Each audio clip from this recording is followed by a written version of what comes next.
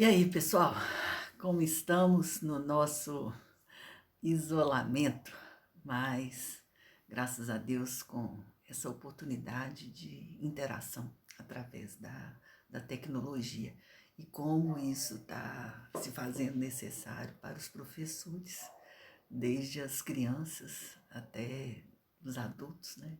Estão tendo que estudar por esse meio e as professoras tendo que aprender, né? Então, a nossa semana, nós iremos trabalhar com a questão do questionário. Na sala, nós fizemos um pequeno modelo entre vocês na colmeia e hoje nós iremos aprofundar um pouco mais sobre esse tema tão importante. Então, o questionário é um instrumento de coleta de dados constituído por uma série de perguntas que devem ser respondidas por escrito, né? Então, diferenciando do que nós vimos na semana passada, que foi a questão da entrevista, né? Que pode ser gravado, pode ser um bate-papo, né? Estruturada, não estruturada, semi-estruturada, como vocês já viram. Então, algumas vantagens importantes aí do uso do questionário, principalmente dentro do artigo que vocês vão desenvolver. Então, atinge maior número de pessoas simultaneamente, né? Eu saio distribuindo, igual vocês já participaram várias vezes, né? Chega um graduando na sala e distribui para todo mundo de uma vez só, diferentemente da entrevista que teria que ser separado, né? Economiza tempo, deslocamentos e obtém um grande número de dados. A questão do deslocamento aí, porque hoje eu posso mandar o questionário por e-mail, posso mandar via WhatsApp, quer dizer, tem várias facilidades, né? Abrange uma área geográfica mais ampla, eu posso aplicar em diferentes locais em função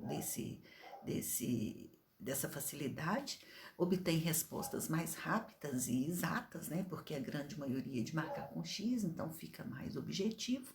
A liberdade de resposta, a pessoa não precisa se identificar e mais tempo para responder em um horário favorável, não tem que estar ali tete a tete juntamente com a pessoa. Mas, né, como tudo nessa vida tem vantagens, também tem algumas desvantagens ou alguns cuidados que vocês precisam ter. Então, um dos cuidados é conhecer o assunto, como é que eu vou elaborar um questionário de um assunto que eu ainda não domino, né, galera? Cuidado na seleção das questões, porque também fazer um questionário enorme com questões que eu não vou utilizar na minha pesquisa, isso também não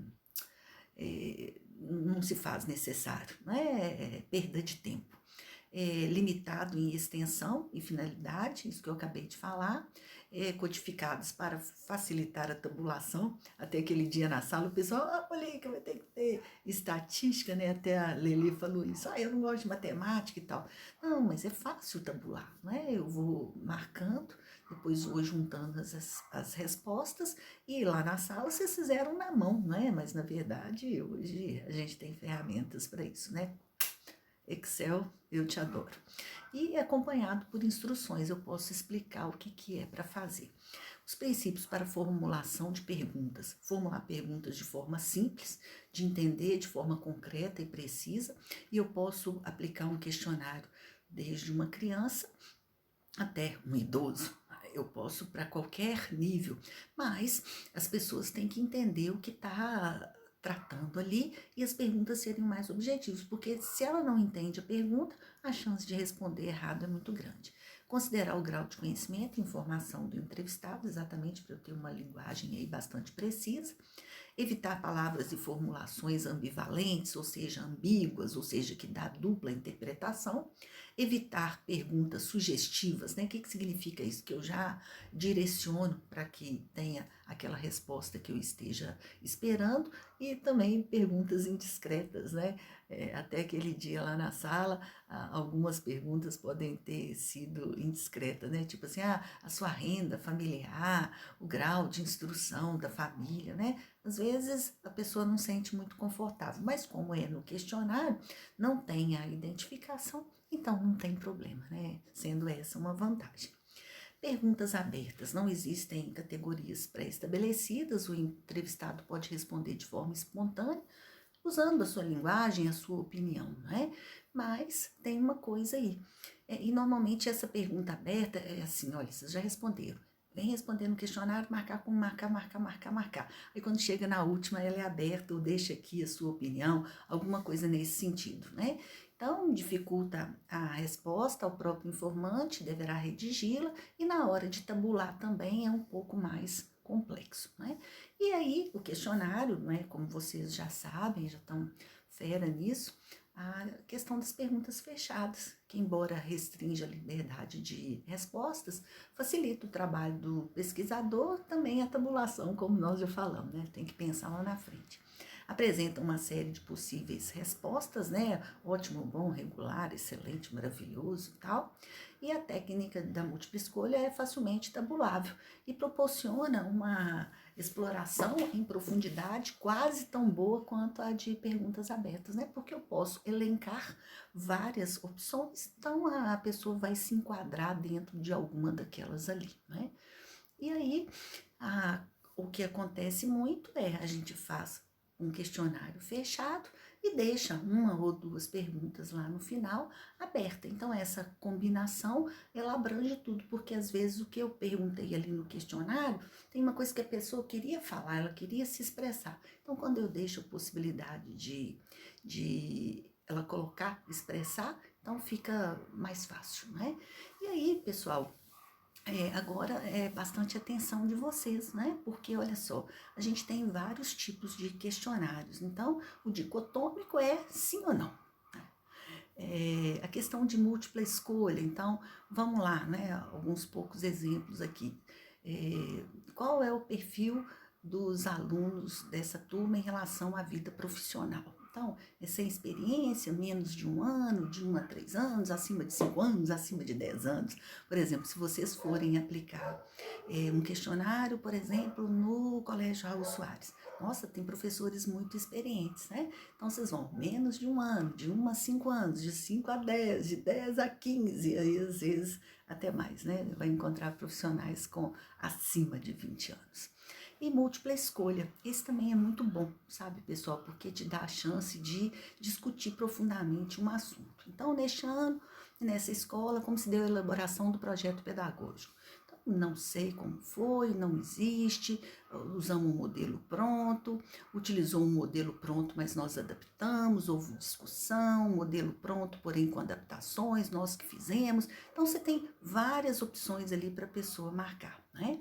Um que é muito usado, o pessoal gosta muito de usar no TCC, pessoal, é o que a gente chama de escala de Likert, que é concordo totalmente, concordo, nem discordo, discordo totalmente. A escala de Likert, ela pode ter até 9 opções, mas normalmente a gente trabalha com 5. 5 funcionam muito bem, tá?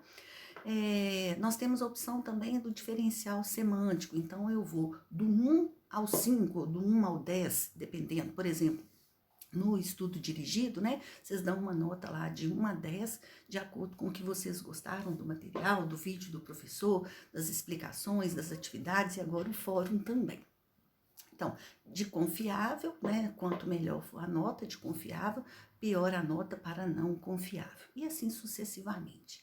Ou também o grau de importância, é muito importante, extremamente, razoavelmente importante, a escala de gradação que vocês conhecem, né? Então, é excelente, muito bom, bom, razoável, ruim.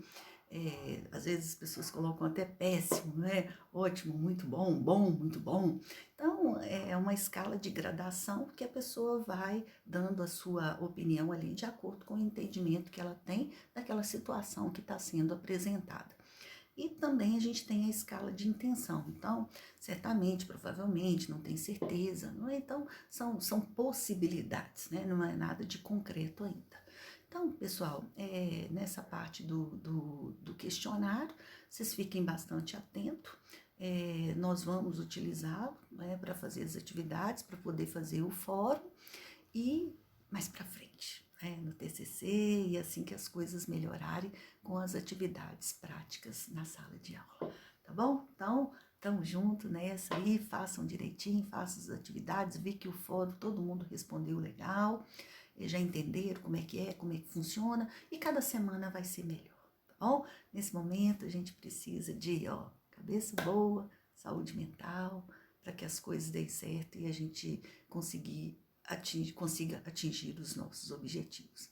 Eu, como professora, como diretora, vocês aí na luta pelo diploma de graduação. Tá bom, meus queridos? Beijo.